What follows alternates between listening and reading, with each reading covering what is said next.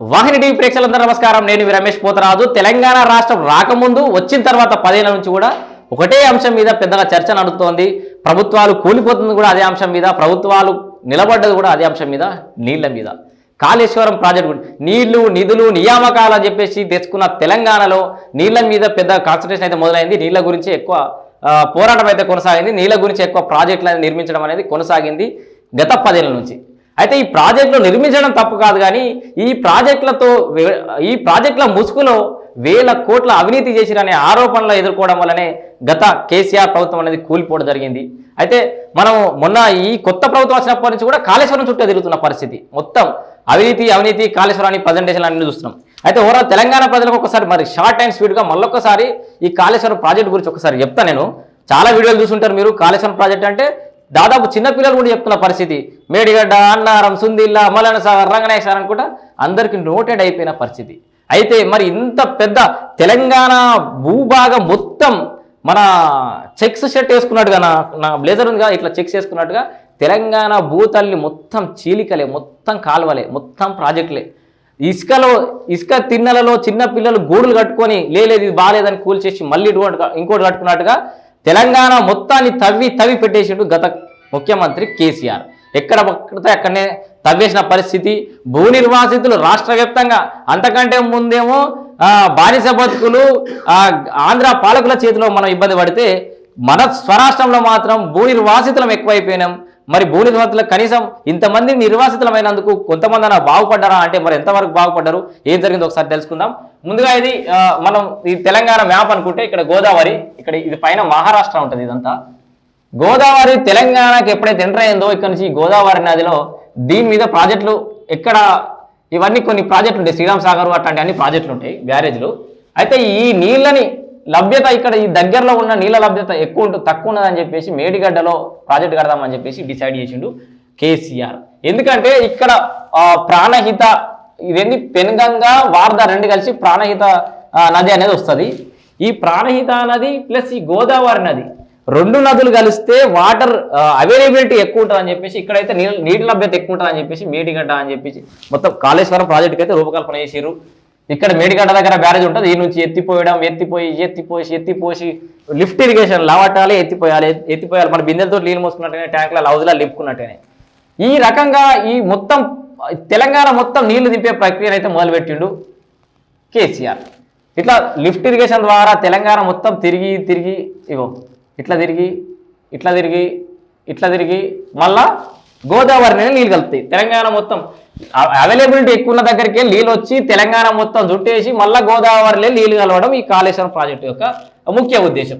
అయితే ఈ ప్రాసెస్లో ఇక్కడ మల్లన్న సాగరు, ఇక్కడ రంగనాయక సాగరు, ఇట్లా కొన్ని ప్రాజెక్టులు అయితే ఉంటాయి కదా. మల్లన్న సాగర్ అనేది మొత్తం కాళేశ్వరంలోనే అతిపెద్ద రిజర్వాయర్ అన్నట్టు, డెడికేటెడ్ రిజర్వాయర్.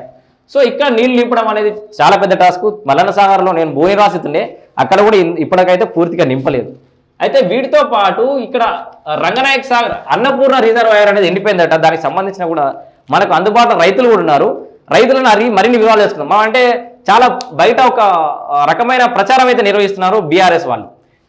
వాళ్ళ పాలనలో నిర్లక్ష్యం వల్లనే మేడిగడ్డ అనేది పగుళ్ళు ఏర్పడ్డాయి, అది డ్యామేజ్ అయింది, నాణ్యత లోపాలు ఉన్నాయని చెప్పేసి వార్తలు బయటకు వస్తున్న పరిస్థితుల్లో కాంగ్రెస్ ప్రభుత్వం వచ్చిన తర్వాత నీళ్లు ఇవ్వట్లేదు, కావాలనే ఎడారి మయమైపోతుంది, కాంగ్రెస్ కరువు ఒకటే అని చెప్పేసి, కాంగ్రెస్ వల్లే కరువు వచ్చని చెప్పేసి ఒక ప్రచారం అయితే జరుగుతుంది. మరి నీళ్ళు ఎందుకు రావట్లేదు?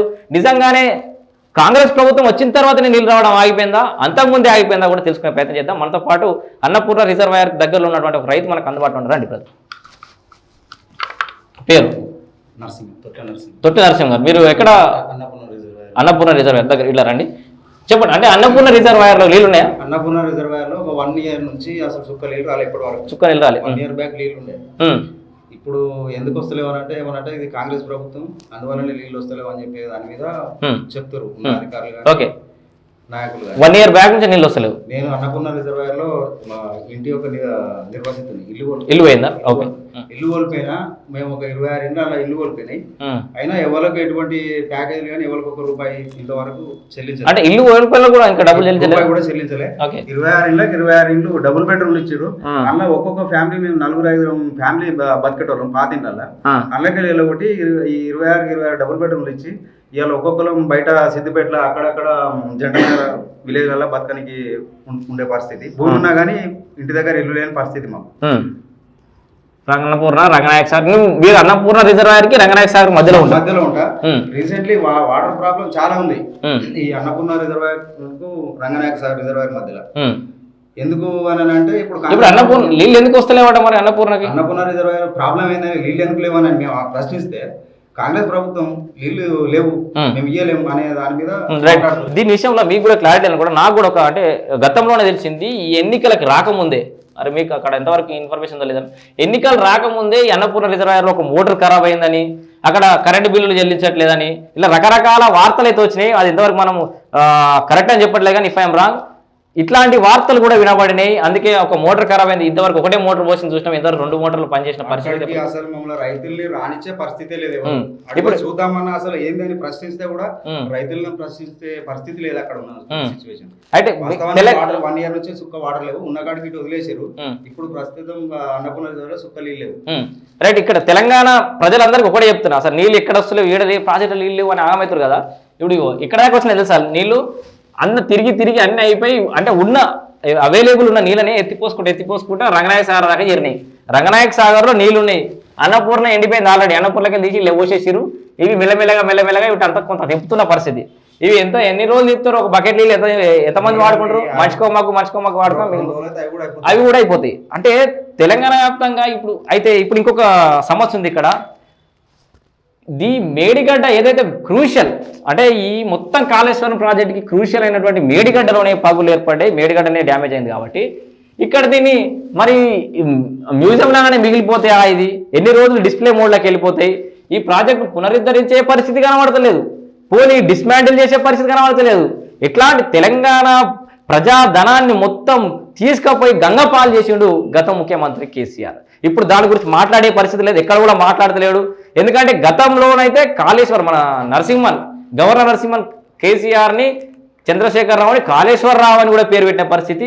గతంలో ఈ కాళేశ్వరం ప్రాజెక్టు వల్లనే కేసీఆర్ పేరు వచ్చింది. సెకండ్ టైం గెలవడానికి కూడా ఈ ప్రాజెక్టులే కారణమైనవి. ఇప్పుడు ఏమన్నారు వాళ్ళు, ఇంకో ప్లానర్, ఆయన కేసీఆర్ అంటే ఒక ప్లానర్, ఒక డిజైనర్, ఒక ఇంజనీర్, ఒక ఆర్కిటెక్టు, ఒక విజనరీ అని చెప్పేసి ప్రచారం చేసిన గత వాళ్ళ బీఆర్ఎస్ పాలకులు ఇప్పుడు ఎక్కడ కూడా దాని పరిస్థితి ఊసెత్తే పరిస్థితి లేదు. ఎందుకంటే మరి కేసీఆర్ని ఇంత ఒగిన వీళ్ళు, మరి కేసీఆర్ కూడా ఎక్కడ కూడా దాన్ని పేరెత్తే పరిస్థితి కనబడతలేదు. ఎందుకంటే ఇది నా విజనే, నా కష్టమే, అంత బాగానే ఉందని దాన్ని అడాప్ట్ చేసుకునే పరిస్థితి అయితే లేదు. ఎందుకంటే వీళ్ళ వల్ల నష్టం జరిగింది కాబట్టి. ఇంకోటి మేడిగడ్డ, అన్నారం, సుందిల్ల బ్యారేజీలు మ్యూజియాల్లో మిగిలిపోతాయా?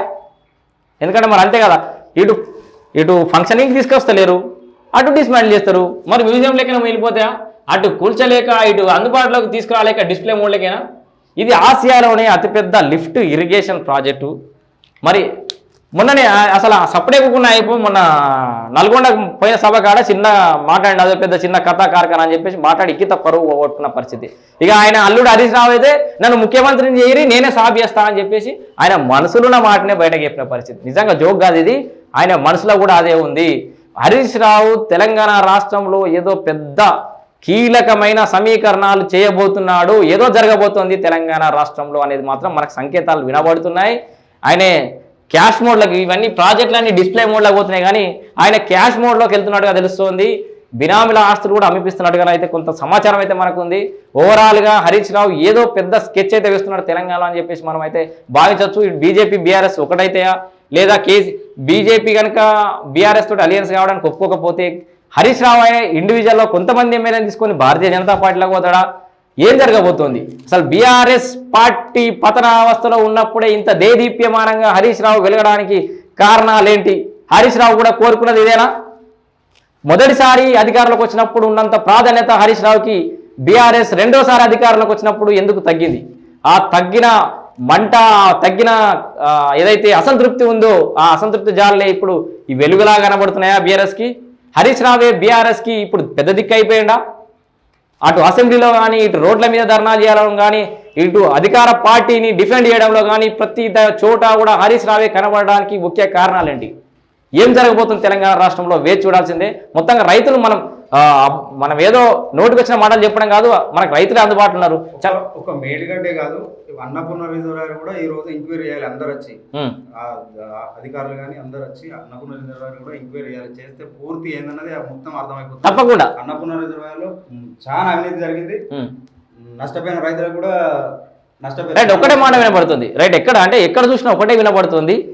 ఈ కాంగ్రెస్ ప్రభుత్వం ఈ నిర్మాణ సంస్థలని విచారించడంతో పాటు దీనికి అవినీతికి పాల్పడినటువంటి నాయకులను విచారించడంతో పాటు వాళ్ళని జైలేయడంతో పాటు భూ నిర్వాసితుల పట్ల కూడా కాస్త ఆలోచించాలి. అటు గౌరవెల్లి, రంగనాయక సాగర్, అన్నపూర్ణ, మల్లన్న సాగర్, కొండపోచమ్మ ఇట్లా అన్ని ప్రాజెక్టులో భూములు కోల్పోయిన నిర్వాసితుల గురించి కూడా ప్రభుత్వం ఆలోచించాలని చెప్పేసి కూడా రైతులు చెప్తున్న పరిస్థితి. అక్కడ లైవ్ లొకేషన్ కూడా రండి కావాలంటే అని కూడా చెప్తున్న పరిస్థితి. సో చూద్దాం, వాహిని తరఫున మనం మళ్ళొకసారి వీలైతే ప్రాజెక్ట్ దగ్గర కూడా వెళ్ళి అక్కడ పరిస్థితులను కూడా మీకు కళ్ళకు కట్టినట్టు చూపించే ప్రయత్నం అయితే చేస్తాను. ఓవరాల్గా ఇది ప్రాజెక్టుల విషయంలో చాలా గందరగోళం జరుగుతుంది.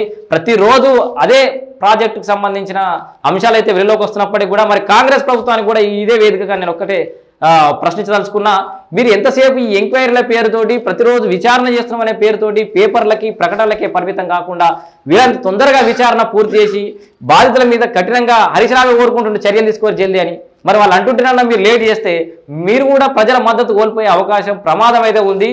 ఖచ్చితంగా కాంగ్రెస్ పార్టీ కూడా ఈ నిర్మాణ సంస్థల మీద దాని వెనకాల అవినీతి పాల్పడే నాయకుల మీద సత్వరమే చర్యలు తీసుకొని వాళ్ళ మీద కూడా మరి క్రిమినల్ కేసులు పెడతారా, ఏం కేసులు పెడతారో కేసులు పెట్టాల్సిన పరిస్థితి ఎంతైనా ఉంది. సో ఇది రైతుల ఆవేదన. ఓవరాల్గా తెలంగాణ రాష్ట్ర వ్యాప్తంగా జరుగుతున్నటువంటి ఒక చర్చ, రాష్ట్ర వ్యాప్తంగా ఉన్న భూ నిర్వాసితుల అందరి కోరిక వాళ్ళ సమస్యలు కూడా తీర్చాలి. ఈ ప్రాజెక్టు 1000 కోట్ల స్కామ్ని కూడా బయటకు పెట్టాలి, వాళ్ళందరి మీద చర్యలు తీసుకోవాలని కూడా కోరుకుంటూ అంటిల్ స్టేట్ వాహిని టీవీ, నేను రమేష్ పోతురాజు.